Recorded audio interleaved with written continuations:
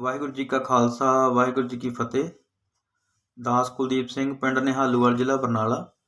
ਦੇਸ਼ਾਂ ਵਿਦੇਸ਼ਾਂ ਵਿੱਚ ਬੈਠੇ ਮੇਰੇ ਵੀਰ ਮੇਰੇ ਭੈਣ, ਆਓ ਅੱਜ ਆਪਾਂ ਬਹੁਤ ਹੀ ਗੰਭੀਰ ਮੁੱਦੇ ਉੱਪਰ ਵਿਚਾਰ ਚਰਚਾ ਕਰਨੀ ਹੈ ਜੀ। ਵਿਚਾਰ ਚਰਚਾ ਦਾ ਜੋ ਅੱਜ ਵਿਸ਼ਾ ਹੈ ਉਹ ਹੈ ਸਾਮਰਾਜਵਾਦ ਅਤੇ ਪੂੰਜੀਵਾਦ। ਕੁਝ ਕੁ ਲੋਕਾਂ ਵੱਲੋਂ ਸਾਰੇ ਵਿਸ਼ਵ ਨੂੰ ਆਪਣੇ ਅਧੀਨ ਲਿਆਉਣ ਦੀਆਂ ਜੋ ਸਾਜ਼ਿਸ਼ਾਂ, ਜੋ ਚਾਲਾਂ ਚੱਲੀਆਂ ਜਾ ਰਹੀਆਂ ਹਨ, ਉਹਨਾਂ ਨੀਤੀਆਂ ਦੇ ਉੱਪਰ ਆਪਾਂ ਵਿਚਾਰ ਕਰਨੀ ਹੈ।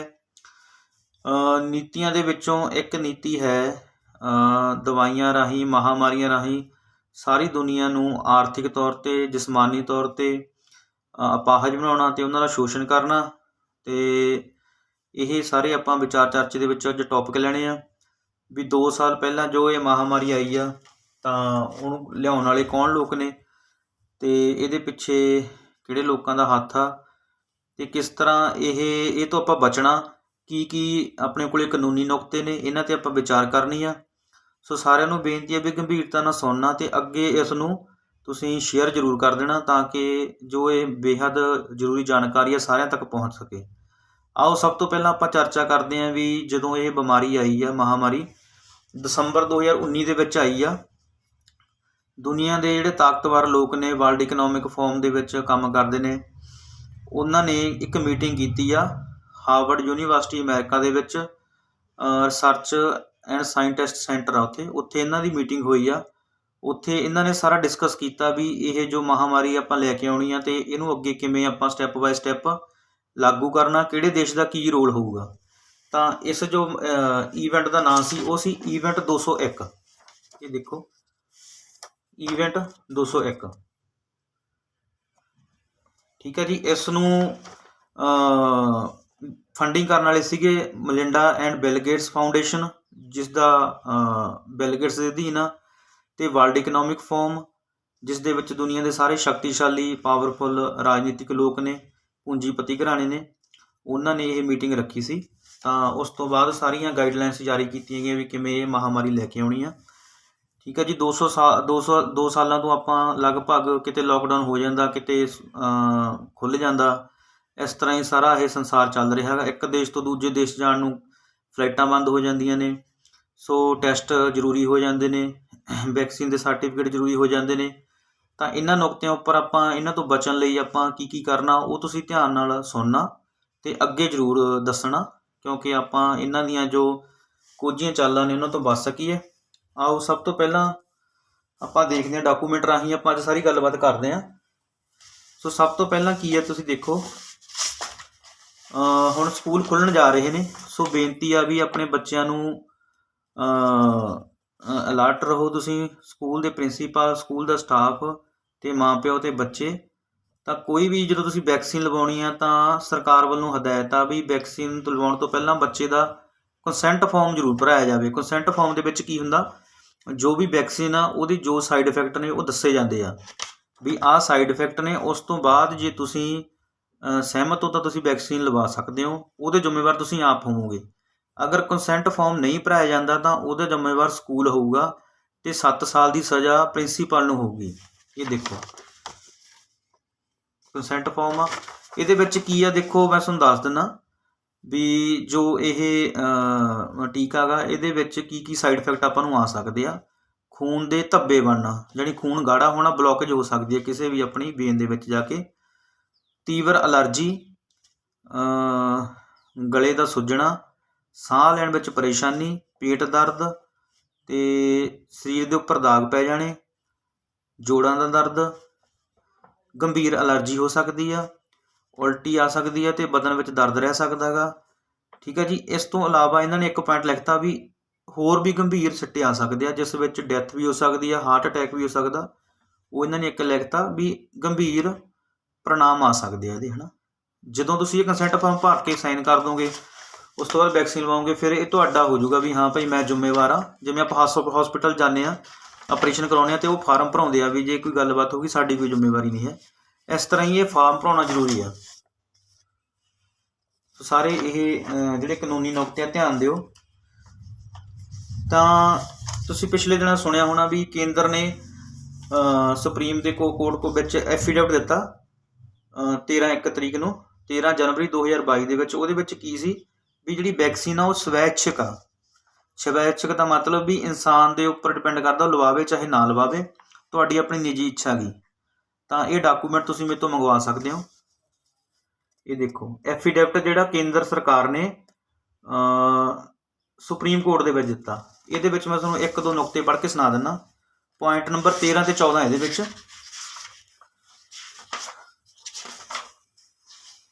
ਇਹਦੇ ਵਿੱਚ ਮੈਂ ਤੁਹਾਨੂੰ ਇੱਕ ਲਾਈਨ ਦੱਸ ਦਿੰਦਾ। ਇਹਦੇ ਵਿੱਚ ਲਿਖਿਆ ਹੋਇਆ no person can be forced to be vaccinated again their wish ਵੀ ਕਿਸੇ ਵੀ ਇਨਸਾਨ ਨੂੰ ਉਹਦੀ ਮਰਜ਼ੀ ਤੋਂ ਬਿਨਾਂ ਤੁਸੀਂ ਜ਼ੋਰ ਜ਼ਬਰਦਸਤੀ ਨਹੀਂ ਕਰ ਸਕਦੇ, ਠੀਕ ਹੈ ਜੀ। ਤਾਂ ਵੀ ਇਹ ਬੰਦੇ ਦੀ ਸਵੈ ਇੱਛਾ ਹੈਗੀ, ਲਵਾਵੇ ਚਾਹੇ ਨਾ ਲਵਾਵੇ। ਤਾਂ ਇਹ ਡਾਕੂਮੈਂਟ ਤੁਸੀਂ ਕਿਤੇ ਵੀ ਦਿਖਾ ਸਕਦੇ ਹੋ ਜੇ ਤੁਹਾਡੇ ਨਾਲ ਜ਼ੋਰ ਜ਼ਬਰਦਸਤੀ ਹੁੰਦੀ ਹੈ, ਕਿਉਂਕਿ ਸੁਪਰੀਮ ਕੋਰਟ ਦੇ ਆਰਡਰ ਆ। ਕੋਈ ਵੀ ਪੁਲਿਸ ਵਾਲਾ ਜਾਂ ਕੋਈ ਵੀ ਅਧਿਕਾਰੀ ਇਸ ਨੂੰ ਮਨਾ ਨਹੀਂ ਕਰ ਸਕਦਾ। ਕੋਈ ਸਕੂਲ ਐਂਟਰੀ ਨਹੀਂ ਦਿੰਦਾ, ਕੁਛ ਵੀ ਦਿੰਦਾ, ਤੁਹਾਨੂੰ ਜਾਣ ਤੋਂ ਰੋਕ ਰਿਹਾ। ਤਾਂ ਤੁਸੀਂ ਇਹ ਡਾਕੂਮੈਂਟ ਜ਼ਰੂਰ ਆਪਣੇ ਕੋਲ ਰੱਖੋ, ਤਾਂ ਅੱਗੇ ਵੀ ਇਹਨੂੰ शेयर करो। ਅੱਗੇ ਹੈਗਾ ਜੀ साइड इफेक्ट की जानकारी दिए बिना टीका लगाने वाले प्रिंसिपल को 7 वर्ष जेल संभव। साइड इफेक्ट की जानकारी ਦਿੱਤੇ ਬਿਨਾ ਕੋਈ ਪ੍ਰਿੰਸੀਪਲ ਕੋਈ ਤੁਹਾਨੂੰ ਇੰਜੈਕਸ਼ਨ ਲਾਉਂਦਾ ਤਾਂ 7 ਸਾਲ ਦੀ ਜੇਲ੍ਹ ਸੰਭਵ ਆ। ਇਹ ਕੁਝ ਕੁ ਨਿਊਜ਼ਾਂ ਨੇ ਜੋ ਸੁਪਰੀਮ ਕੋਰਟ ਦੇ ਵਿੱਚ ਕੇਂਦਰ ਸਰਕਾਰ ਨੇ ਆਪਣਾ ਐਫੀਡੇਵਿਟ ਦਿੱਤਾ ਗਾ।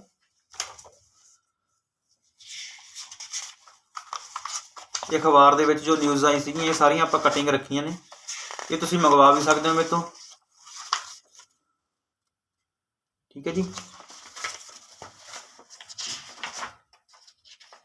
ਇਹ ਟੀਵੀ ਦੀ ਨਿਊਜ਼ ਆ।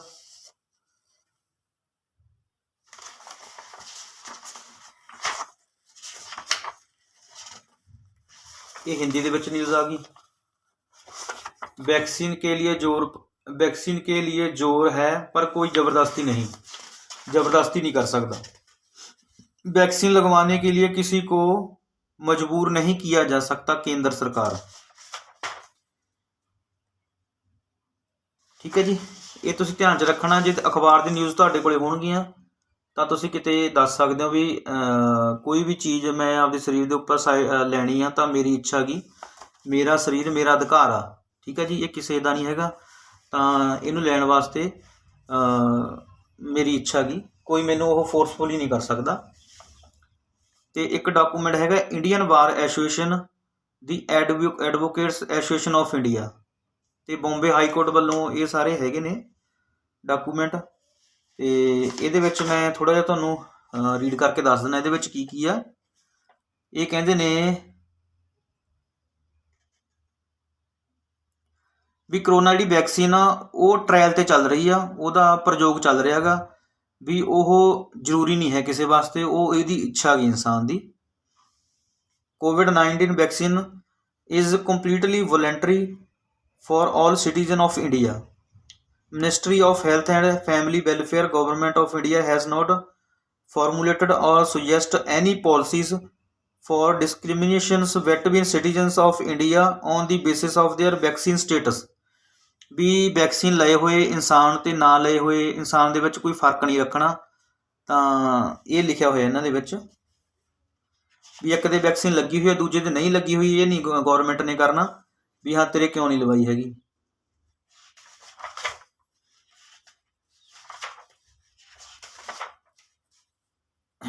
ਅੱਗੇ ਹੈਗਾ ਡਾਟਾ ਅਵੇਕਨ ਇੰਡੀਆ ਮੂਵਮੈਂਟ ਵੱਲੋਂ। ਅਵੇਕਨ ਇੰਡੀਆ ਮੂਵਮੈਂਟ ਵੱਲੋਂ ਡੈਥ ਦਰਜ ਕੀਤੀਆਂ ਗਈਆਂ ਨੇ 10,800 ਡੈਥ ਹੋ ਚੁੱਕੀਆਂ ਨੇ ਜਿਹੜੀਆਂ ਵੈਕਸੀਨ ਰਾਹੀਂ ਹੋਈਆਂ ਨੇ। ਉਹਦਾ ਡਾਟਾ ਕਲੈਕਟ ਕੀਤਾ, ਉਹ ਵੀ ਆਪਣੇ ਕੋਲ ਹੈਗਾ ਤੇ ਤੁਸੀਂ ਮੰਗਵਾ ਸਕਦੇ ਹੋ। Awaken India movement based on cases reported in media more than 10,800 deaths have occurred post vaccinations। Heart attack ਹੋ ਚੁੱਕੇ ਆ, ਹੋਰ ਗੰਭੀਰ ਪਰਿਣਾਮ ਆ ਚੁੱਕੇ ਆ ਡੈਥ ਰਾਹੀਂ। ਇੱਕ ਬੜੀ ਨੋਟ ਕਰਨ ਵਾਲੀ ਗੱਲ ਆ, ਸੁਪਰੀਮ ਕੋਰਟ ਦੇ ਵਿੱਚ ਕਿਹਾ ਗਿਆ ਸੁਪਰੀਮ ਕੋਰਟ ਜੱਜ honourable justice doctor DY Chandrachud 29 ਅਗਸਤ 2021 ਦੇ ਵਿੱਚ ਇਹ ਗੱਲ ਕਹੀ ਗਈ ਆ कि that the state officer can spread lies, ਜਿਹੜੇ ਸਟੇਟ ਦੇ ਆਫਿਸਰ ਆ ਉਹ ਝੂਠ ਫੈਲਾ ਰਹੇ ਨੇ, but citizen must be vigilant, ਵੀ ਉਹ ਧਿਆਨ ਰੱਖਣ। Public intellectuals have a duty to expose lies of the state, ਵੀ ਲੋਕਾਂ ਦੀ ਇਹ ਜ਼ਿੰਮੇਵਾਰੀ ਬਣ ਜਾਂਦੀ ਹੈ ਜੇ ਗੌਰਮੈਂਟ ਤੁਹਾਨੂੰ ਕੋਈ ਝੂਠ ਬੋਲਦੀ ਹੈ ਤਾਂ ਉਹਨੂੰ ਐਕਸਪੋਜ਼ ਕਰਨਾ। ਠੀਕ ਹੈ ਜੀ। ਅੱਗੇ ਕਹਿੰਦੇ recently there is 400 times of increase in death of school childrens due to vaccine, ਵੀ 400% ਬੱਚਿਆਂ ਦੇ ਮਰਨ ਦੀ ਤਾਦਾਦ ਵੱਧ ਚੁੱਕੀ ਆ ਵੈਕਸੀਨ ਦੇ ਰਾਹੀਂ।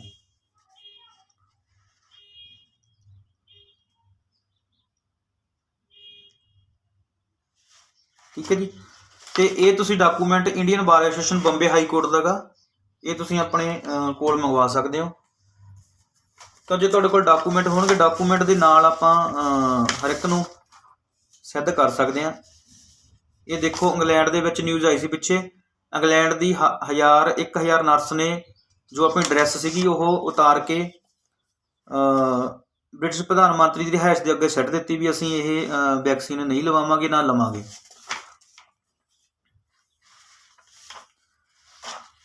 ਅੱਗੇ ਜਾਣਕਾਰੀ ਹੈਗੀ ਜੀ, ਸਕੂਲ ਦੇ ਟੀਚਰ ਲਈ ਜ਼ਰੂਰੀ ਸੂਚਨਾ, ਕੋਈ ਵੀ ਟੀਕਾ ਲੈਣਾ ਆਪਣੀ ਇੱਛਾ ਤੇ ਹੈ, ਕੋਈ ਲਾਜ਼ਮੀ ਨਹੀਂ ਹੈ। Supreme court, high court, Bharat ਸਰਕਾਰ ਕਿਸੇ ਵੀ ਬੱਚੇ ਨੂੰ ਜ਼ਬਰਦਸਤੀ ਟੀਕਾ ਲਾਉਣ ਬਾਰੇ ਕਹਿਣਾ, ਟੀਕੇ ਬਿਨਾਂ ਕਲਾਸ ਵਿੱਚ ਨਾ ਬੈਠਣਾ ਦੇਣ ਦੀ ਧਮਕੀ, ਪੇਪਰ ਨਾ ਦੇਣ ਦੀ ਧਮਕੀ ਦੇਣ ਵਾਲੇ ਨੂੰ ਅਨੇਕ ਧਾਰਾਂ ਲੱਗ ਸਕਦੀਆਂ ਨੇ, ਜਿਸ ਦੇ ਵਿੱਚ 302, 336, 319, 321, 307, 166, 109, 120B, 34, 220 ਭਾਰਤੀ ਪੀਨਲ ਕੋਡ ਅਤੇ ਅਟਰੋਟੀਜ਼ ਦੀ ਧਾਰਾ 51, 54, 55, 56, 58 ਡਿਜ਼ਾਸਟਰ ਮੈਨੇਜਮੈਂਟ ਐਕਟ 2005 ਅਧੀਨ ਸਜ਼ਾ ਹੋ ਸਕਦੀ ਆ। ਠੀਕ ਹੈ ਜੀ। ਜੇ ਤੁਹਾਡੇ ਤੇ ਕੋਈ ਦਬਾਅ ਬਣਾਉਂਦਾ ਵੀ ਤੂੰ ਵੈਕਸੀਨ ਲਵਾ। ਉਸ ਤੋਂ ਅੱਗੇ ਹੈਗਾ ਵੀ ਕਿਸੇ ਦੀ ਨਿੱਜੀ ਜਾਣਕਾਰੀ ਪੁੱਛਣਾ, ਵੀ ਤੇਰੇ ਟੀਕਾ ਲੱਗਿਆ ਕਿ ਨਹੀਂ ਲੱਗਿਆ। ਉਹਦੇ ਲਈ ਕੀ ਆ, ਕਿਸੇ ਨੂੰ ਵੀ ਉਸ ਦੀ ਨਿੱਜੀ ਸੰਵੇਦਨਸ਼ੀਲ ਜਾਣਕਾਰੀ ਮੰਗਣਾ, ਜਿਵੇਂ ਕਿ ਕਿਸੇ ਨੇ ਟੀਕਾ ਲਿਆ ਜਾਂ ਨਹੀਂ ਲਿਆ ਪੁੱਛਣਾ। Section 43A information technology act 2000 ਅਧੀਨ ਸਜ਼ਾ ਦਾ ਹੱਕਦਾਰ ਹੋਵੇਗਾ।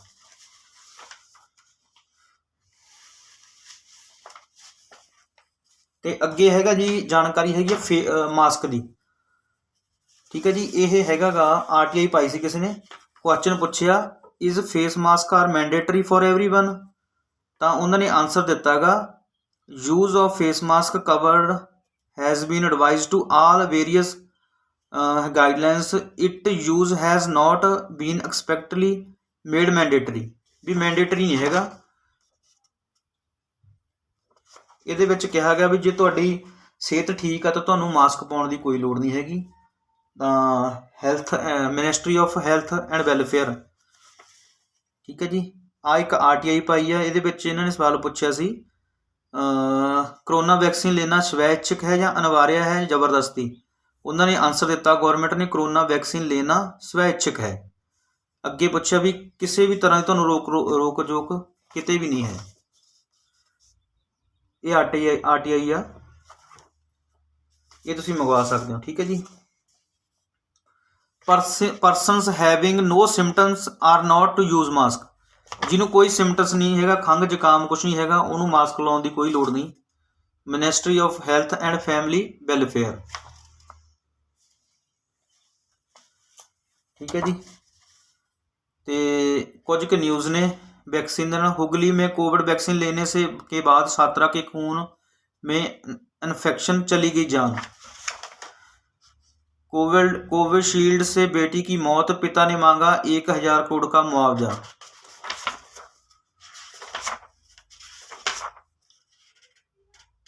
तो वैक्सीन दे विच लिखा जी result in death, result in death, भी डैथ भी हो सकता रिजल्ट ਇਹਦਾ।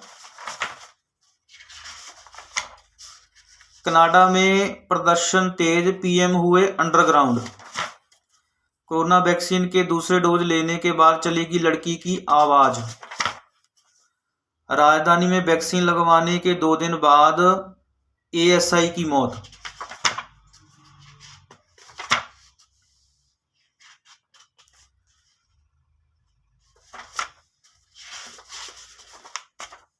सो इस तरह भी तुसीं अपना बचाव रखना। ਕਿਉਂਕਿ ਜੋ ਵੈਕਸੀਨ ਆ ਇਹ ਹਾਲੇ ਐਕਸਪੈਰੀਮੈਂਟ 'ਤੇ ਆ।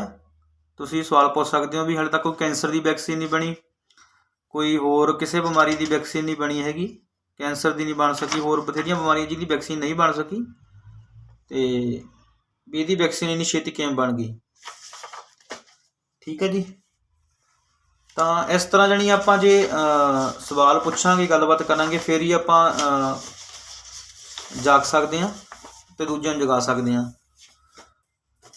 ਹੁਣ ਅੱਗੇ ਕੀ ਗੱਲ ਆ, ਅੱਗੇ ਜੋ ਨਿਊ ਵਰਲਡ ਆਰਡਰ ਦੇ ਵਿੱਚ ਕੀ ਆ, ਨਿਊ ਵਰਲਡ ਆਰਡਰ ਇਹ ਕਹਿੰਦਾ ਗਾ ਵੀ ਪੂਰੀ ਧਰਤੀ 'ਤੇ ਇੱਕ ਹੀ ਸਰਕਾਰ ਹੋਊ। ਵੀ ਜੋ ਇਹ ਸਾਮਰਾਜਵਾਦੀ ਕੀ ਚਾਹੁੰਦੇ ਨੇ, ਅੱਗੇ ਕੀ ਨੀਤੀਆਂ ਨੇ, ਥੋੜ੍ਹੇ ਜਿਹੇ ਪੁਆਇੰਟ ਮੈਂ ਦੱਸ ਦਿੰਦਾ। ਪੂਰੀ ਧਰਤੀ 'ਤੇ ਇੱਕ ਸਰਕਾਰ, पूरी धरती पर पैसा चलेगा वो भी कैश के बिना, डिजिटल पेमेंट जी लेके आ रही है गौरमेंट। पूरी धरती ते एक ही केंद्री बैंक होगा, एक ही तरह की सेना होगी, अड्डो अड देशों वाली व्यवस्था खत्म हो जानी, एक ही बाउंड्रियां खत्म हो जाएगियां। आम जनता की सभी जायदाद, सामग्री, संपत्ति और अधिकार खत्म किया जाएगा। जी तुहाडी निजी जायदाद सारी ये खत्म की जाऊगी। ठीक है जी। ਜਿਹੜੇ ਲੋਕ ਬਚਣਗੇ ਉਹਨਾਂ ਨੂੰ ਵਰਲਡ ਦੇ 93 ਸ਼ਹਿਰਾਂ ਵਿੱਚ ਰੱਖਿਆ ਜਾਊਗਾ, ਜਿਹਨੂੰ ਸਮਾਰਟ ਸਿਟੀ ਕਿਹਾ ਜਾਂਦਾ ਗਾ। ਸਾਰੇ ਪਿੰਡ ਖਤਮ ਕੀਤੇ ਜਾਣਗੇ। ਅਤੇ ਇਸ ਤਰ੍ਹਾਂ ਦੇ ਜਾਣੀ ਤੁਸੀਂ ਮੰਗਾ ਸਕਦੇ ਹੋ ਵੀ ਖਤਰਨਾਕ ਜਿਹੜੀ ਇਹਨਾਂ ਦੀ ਪਲੈਨਿੰਗ ਆ ਆਉਣ ਵਾਲੇ ਸਮੇਂ ਦੇ ਵਿੱਚ, ਅਤੇ ਉਹ ਤੋਂ ਆਪਾਂ ਕਿਵੇਂ ਬਚਣਾ। ਅਤੇ ਹੋਰ ਜਿਹੜੀਆਂ ਸਟੱਡੀਆਂ ਨੇ ਆਪਾਂ ਉਹ 'ਤੇ ਡਿਸਕਸ ਕਰ ਲੈਂਦੇ ਹਾਂ। ਜਦੋਂ ਇਜ਼ਰਾਈਲ ਅੰਦਰ 1983 ਅਤੇ ਫਿਰ 2000 ਵਿੱਚ ਡਾਕਟਰਾਂ ਨੇ ਆਮ ਹੜਤਾਲ ਕੀਤੀ ਆ ਤਾਂ ਉੱਥੇ ਮੌਤ ਦੀ ਦਰ 50% ਘੱਟ ਗਈ। ਵੀ ਜਦੋਂ ਡਾਕਟਰਾਂ ਨੇ ਹੜਤਾਲ ਕੀਤੀ ਆ ਤਾਂ ਲੋਕਾਂ ਦੇ ਮਰਨ ਦੀ ਜਿਹੜੀ ਰੇਸ਼ੋ ਆ ਉਹ 50% ਘੱਟ ਗਈ। 1976 ਵਿੱਚ ਲਾਸ ਏਂਜਲਸ US ਵਿੱਚ ਡਾਕਟਰਾਂ ਨੇ 1 ਮਹੀਨੇ ਲਈ ਹੜਤਾਲ ਕੀਤੀ ਤਾਂ ਮੌਤ ਦਰ 18% ਘੱਟ ਗਈ। ਦੁਨੀਆ ਅੰਦਰ 5 ਹੋਰ ਅਜਿਹੀ ਡਾਕਟਰੀ ਹੜਤਾਲਾਂ ਕਾਰਨ ਹਰ ਵਾਰ ਇੰਝ ਹੀ ਹੋਇਆ ਗਾ ਵੀ ਜਦੋਂ ਡਾਕਟਰ ਹੜਤਾਲ 'ਤੇ ਜਾਂਦੇ ਆ ਤਾਂ ਲੋਕਾਂ ਦੇ ਮਰਨ ਦੀ ਗਿਣਤੀ ਘੱਟ ਜਾਂਦੀ ਆ। ਜਿੰਨੇ ਲੋਕ ਫਾਰਮਾ, ਦਵਾਈਆਂ ਅਤੇ ਕੈਂਸਰ ਦੇ ਇਲਾਜ ਨਾਲ ਹਰ ਸਾਲ ਅਮਰੀਕਾ ਅੰਦਰ ਮਰਦੇ ਹਨ, ਉਹਨਾਂ ਦੀ ਗਿਣਤੀ ਕੁੱਲ ਅਮਰੀਕਨ ਇਤਿਹਾਸ ਅੰਦਰ ਮਰੇ ਹੋਏ ਫੌਜੀਆਂ ਨਾਲੋਂ ਵੱਧ ਹੈ। ਵੀ ਜਿੰਨੇ ਇੱਕ ਸਾਲ ਦੇ ਵਿੱਚ ਲੋਕ ਕੈਂਸਰ ਦੀ ਦਵਾਈਆਂ ਨਾਲ ਮਰਦੇ ਨੇ, ਇਲਾਜ ਨਾਲ ਮਰਦੇ ਨੇ, ਉਹਨਾਂ ਦੀ ਗਿਣਤੀ ਅਮਰੀਕਾ ਵਿੱਚ ਮਰੇ ਹੋਏ ਫੌਜੀਆਂ ਨਾਲੋਂ ਜ਼ਿਆਦਾ ਆ। 2005 ਦੇ ਅੰਕੜਿਆਂ ਅਨੁਸਾਰ ਅਮਰੀਕਾ ਅੰਦਰ ਮੌਤ ਦਾ ਦੂਜਾ ਵੱਡਾ ਕਾਰਨ ਕੈਂਸਰ ਅਤੇ ਤੀਜਾ ਨੰਬਰ ਕਾਰਨ ਹੈ ਐਲੋਪੈਥਿਕ ਦਵਾਈਆਂ ਦੇ ਮੰਦੇ ਅਸਰਾਂ ਨਾਲ ਮੌਤਾਂ। ਅਮਰੀਕਾ ਦੇ ਵਿੱਚ ਤੀਜੇ ਨੰਬਰ 'ਤੇ ਲੋਕ ਮਰਦੇ ਨੇ ਐਲੋਪੈਥੀ ਦਵਾਈਆਂ ਦੇ ਗਲਤ ਇਲਾਜ ਨਾਲ। ਠੀਕ ਹੈ ਜੀ। ਡਾਕਟਰ ਹਾਰਡਨ ਜੌਨਜ਼ USA ਦੇ ਬਰਕਲੀ ਯੂਨੀਵਰਸਿਟੀ ਤੋਂ ਕਹਿੰਦਾ ਹੈ, ਮੇਰੀ ਖੋਜ ਤੋਂ ਸਿੱਧ ਹੈ ਕਿ ਨਾ ਇਲਾਜ ਕਰਾਉਣ ਵਾਲੇ ਇਲਾਜ ਹੇਠ ਰੋਗੀਆਂ ਨਾਲੋਂ 4 ਗੁਣਾ ਵੱਧ ਸਮਾਂ ਜਿਉਂਦੇ ਹਨ। ਜਿਹੜੇ ਲੋਕ ਇਲਾਜ ਨਹੀਂ ਕਰਾਉਂਦੇ ਉਹਦੇ ਨਾਲ ਨਾ ਇਲਾਜ ਕਰਾਉਣ ਵਾਲੇ ਲੋਕ 4 ਗੁਣਾ ਸਮਾਂ ਵੱਧ ਜਿਉਂਦੇ ਆ। ਠੀਕ ਹੈ ਜੀ। ਤਾਂ ਇਸ ਤਰ੍ਹਾਂ ਵੀ ਤੁਸੀਂ ਜੇ ਸੁਚੇਤ ਹੋਵੋਗੇ ਤਾਂ ਹੀ ਉਹ ਬਚ ਸਕਦੇ ਹੋ। ਜਿਵੇਂ ਆਪਾਂ ਕਹਾਵਤ ਕਹਿੰਦੇ ਹਾਂ, ਵੱਡੀ ਮਛਲੀ ਛੋਟੀ ਮਛਲੀ ਨੂੰ ਖਾਂਦੀ ਆ। ਇਸ ਤਰ੍ਹਾਂ ਹੀ ਜਿਹੜੀਆਂ ਸਾਮਰਾਜ ਤਾਕਤਾਂ ਨੇ ਇਹ ਛੋਟੇ ਦੇਸ਼ਾਂ ਨੂੰ ਕਮਜ਼ੋਰ ਬਣਾ ਰਹੀਆਂ ਨੇ ਅਤੇ ਖਤਮ ਕਰ ਰਹੀਆਂ ਹੌਲੀ ਹੌਲੀ। ਅਤੇ ਮਾਸਕ ਦੀਆਂ 18 ਸਟੱਡੀਆਂ ਨੇ ਜਿਹਦੇ ਵਿੱਚ ਇਹ ਕਹਿੰਦੀਆਂ ਨੇ ਵੀ ਮਾਸਕ ਪਾਉਣਾ ਸਿਹਤ ਲਈ ਹਾਨੀਕਾਰਕ ਆ, ਨਾ ਕਿ ਇਹਦਾ ਫਾਇਦਾ ਗਾ। ਠੀਕ ਹੈ ਜੀ। ਜਿਵੇਂ ਆਪਾਂ ਦੇਖਿਆ ਗਾ ਵੀ ਟੈਸਟ ਕਰਾਉਣ ਦੇ ਟਾਰਗੇਟ ਦਿੱਤੇ ਜਾਂਦੇ ਅੱਗੇ ਡਾਕਟਰਾਂ ਨੂੰ, ਪੁਲਿਸ ਵਾਲਿਆਂ ਨੂੰ ਵੀ ਅੱਜ ਇੰਨੇ ਟੈਸਟ ਹੋਣੇ ਚਾਹੀਦੇ ਆ। ਇਹ ਸਾਰਾ ਇਹਨਾਂ ਨੇ ਰਚਿਆ ਹੋਇਆ ਸੀ। ਜਦੋਂ ਕੋਈ ਮਰਦਾ ਸੀਗਾ ਵੀ ਉਹਨੂੰ ਕਰੋਨਾ ਦਾ ਨਾਂ ਦੇ ਦਿੱਤਾ ਜਾਂਦਾ ਸੀ। ਬਿਮਾਰੀ ਮਰਦਾ ਕਿਸੇ ਵੀ ਬਿਮਾਰੀ ਨਾਲ ਸੀ ਤਾਂ ਉਹਨੂੰ ਕਰੋਨਾ ਦਾ ਨਾਂ ਦਿੱਤਾ ਜਾਂਦਾ ਸੀ। ਅਤੇ ਪਹਿਲਾਂ ਕੀ ਸੀਗਾ ਵੀ ਡਿਜ਼ਾਸਟਰ ਮੈਨੇਜਮੈਂਟ ਐਕਟ ਕੀ ਕਹਿੰਦਾ ਸੀ, ਪੈਂਡਮਿਕ ਐਕਟ, ਵੀ ਇੰਨੇ ਲੋਕ ਬਿਮਾਰ ਹੋ ਗਏ, ਮਰ ਗਏ ਤਾਂ ਮਹਾਂਮਾਰੀ ਆ। ਹੁਣ ਇਹ ਕੀ ਕਹਿੰਦੇ ਨੇ ਵੀ ਜੇ ਟੈਸਟ ਵਿੱਚ ਪੋਜ਼ੀਟਿਵ ਆ ਗਿਆ ਤਾਂ ਉਹ ਇਹ ਸਮਝ ਲਓ ਵੀ ਬੰਦਾ ਬਿਮਾਰ ਆ, ਚਾਹੇ ਚੰਗਾ ਭਲਾ ਚਾਹੇ ਬਿਮਾਰ ਨਹੀਂ ਹੈਗਾ, ਤਾਂ ਉਹ ਵੀ ਬਿਮਾਰ ਦਿਖਾਇਆ ਗਿਆ ਤਾਂ ਕਿ ਅੰਕੜਿਆਂ ਦੇ ਵਿੱਚ ਵਾਧਾ ਕੀਤਾ ਜਾ ਸਕੇ ਅਤੇ ਲੋਕਾਂ ਨੂੰ ਡਰਾਇਆ ਜਾ ਸਕੇ। ਠੀਕ ਹੈ ਜੀ। ਅਤੇ ਚਲੋ ਬਾਕੀ ਇੰਨੀ ਕੁ ਜਾਣਕਾਰੀ ਸੀ ਵੀ ਵੈਕਸੀਨ ਲਵਾਉਣਾ ਤੁਹਾਡੀ ਇੱਛਾ ਦੇ ਅਨੁਸਾਰ ਆ, ਕੋਈ ਤੁਹਾਡਾ ਜ਼ੋਰ ਜ਼ਬਰਦਸਤੀ ਨਹੀਂ ਕਰ ਸਕਦਾ। ਕਿਉਂਕਿ ਸਕੂਲ ਖੁੱਲ੍ਹਣੇ ਆ ਤਾਂ ਇਹ ਡਾਕੂਮੈਂਟ ਸਾਰੇ ਤੁਸੀਂ ਮੇਰੇ ਤੋਂ ਮੰਗਵਾ ਲਿਓ। ਮੇਰਾ ਨੰਬਰ ਹੈਗਾ 9501269898, 9501269898। ਠੀਕ ਹੈ ਜੀ। ਕੋਈ ਜਿਹੜੀ ਜਾਣਕਾਰੀ ਰਹਿ ਗਈ ਤਾਂ ਫਿਰ ਆਪਾਂ ਡਿਸਕਸ ਕਰ ਲਾਂਗੇ। ਤਾਂ ਇਹ ਜ਼ਰੂਰ ਧਿਆਨ 'ਚ ਰੱਖੋ, ਸਤਰਕ ਰਹੋ ਕਿ ਗੁਰੂ ਸਾਹਿਬ ਦਾ ਬਚਨ ਆ ਵੀ ਰਾਜ ਬਿਨਾਂ ਨਾ ਧਰਮ ਚਲੇ ਹੈ, ਧਰਮ ਬਿਨਾਂ ਸਭ ਦਲੇ ਮਿਲੇ ਹੈ। ਅਤੇ ਸਿੱਖ ਨੇ ਰਾਜਨੀਤੀ ਵੀ ਸਿੱਖਣੀ ਆ। ਜੇ ਰਾਜਨੀਤੀ ਆਪਾਂ ਨਹੀਂ ਹੋਊਗੀ ਤਾਂ ਇਹ ਜਿਹੜੇ ਰਾਜਨੀਤਿਕ ਲੋਕ ਆ ਆਪਣੇ ਲਈ ਅੱਗੇ ਮਾਰੂ ਸਾਬਤ ਹੋਣਗੇ। ਸੋ ਇੰਨੀ ਕੁ ਬੇਨਤੀ ਪ੍ਰਵਾਨ ਕਰਨੀ। ਇਸ ਜੋ ਇਨਫੋਰਮੇਸ਼ਨ ਇਹਨੂੰ ਸੁਣ ਕੇ ਆਪ ਤੁਸੀਂ ਪਹਿਲਾਂ ਸਮਝੋ, ਫਿਰ ਅੱਗੇ ਜ਼ਰੂਰ ਭੇਜਦੀ ਕਰੋ। ਠੀਕ ਹੈ ਜੀ। ਵਾਹਿਗੁਰੂ ਜੀ ਕਾ ਖਾਲਸਾ, ਵਾਹਿਗੁਰੂ ਜੀ ਕੀ ਫਤਿਹ।